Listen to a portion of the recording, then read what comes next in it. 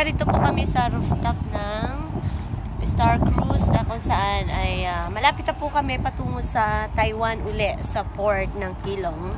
At bukas, balik ulit sa Pilipinas.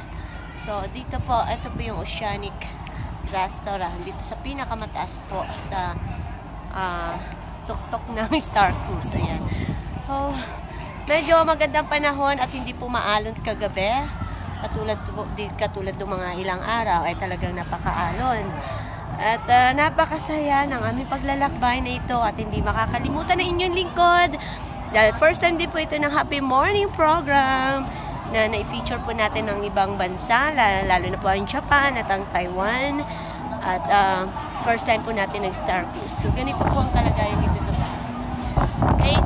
Happy morning po at sana makasama ko ang aking mga anak. Happy morning!